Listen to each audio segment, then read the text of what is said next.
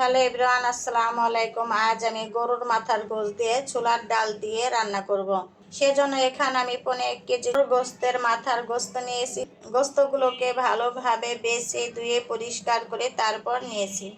এখানে নিয়েছি ছোলার ডাল, আর ছোলার ডালগুলোকে আমি 7 থেকে 8 ঘন্টা ভিজিয়ে রেখেছিলাম। এখন আমি ডালের ভিতরে পানি দিয়ে দিলাম। ডালগুলোকে আমি ভালোভাবে ধুয়ে নিয়েছি। চুলে একটা কড়াই বসিয়ে দিলাম আর চুলা অন করে দিলাম। পরিমাণ মতন তেল দিয়ে দিলাম।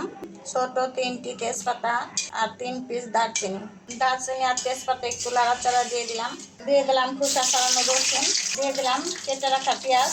এখন আমি পেঁয়াজগুলোকে ভালোভাবে নাড়াচাড়া দিয়ে দিলাম। পেঁয়াজগুলো ভালোভাবে নাড়াচাড়া দিয়ে যখন নাকি একটু বাদামি কালার হয়ে আসবে, এখন দিয়ে দিলাম 2 টেবিল চামচ আদা রসুন বাটা দিয়ে ভালোভাবে নাড়াচাড়া দিয়ে দিলাম। এখন দিয়ে দিলাম কেটে রাখা টমেটো। এখন আমি অল্প পরিমাণ পানি দিয়ে দিলাম। পানি দিয়ে লাড়াচাড়া দিয়ে দিলাম হলুদ ফাঁকি, দিয়ে দিলাম মরিচ ফাঁকি, ঝালটা আপনাদের পরিমাণ অনুযায়ী দিবেন। দিয়ে দিলাম জিরার ফাঁকি, দিয়ে দিলাম ধনিয়া ফাঁকি, দিয়ে দিলাম রাঁধুনি মশলা, দিয়ে দিলাম স্বাদ মতন লবণ। 1 টেবিল চামচ গরম মশলার ফাঁকি দেওয়া হয়েছে, আপনাদের দেখানো হয়নি। এখন আমি মশলাগুলোকে ভালোভাবে নাড়াচাড়া দিয়ে দিলাম। এখন আমি ঢাকনার সাহায্যে ঢেকে দিলাম। ঢাকনা সরিয়ে নিলাম।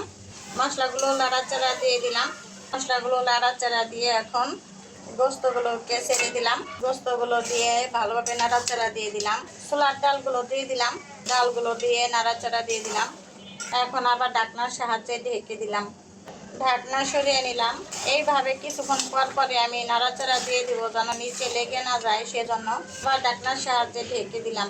ঢাকনা সরিয়ে নিলাম। গোস্তগুলোকে কিছুক্ষণ পর পর নাড়াচাড়া দিয়ে কষানো হয়ে গেছে।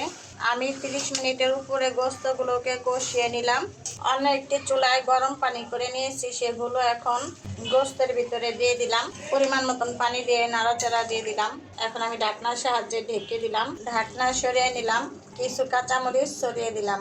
ফুল তরকারি আমি ঢাকনার সাহায্যে ঢেকে রান্না করেছি, আবার ঢাকনার সাহায্যে ঢেকে দিলাম।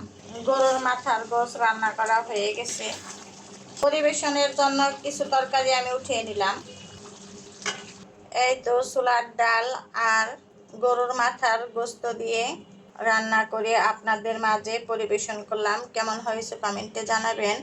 অবশ্যই গরম গরম ভাত বা রুটি খিচুড়ির সাথে খেতে পারেন।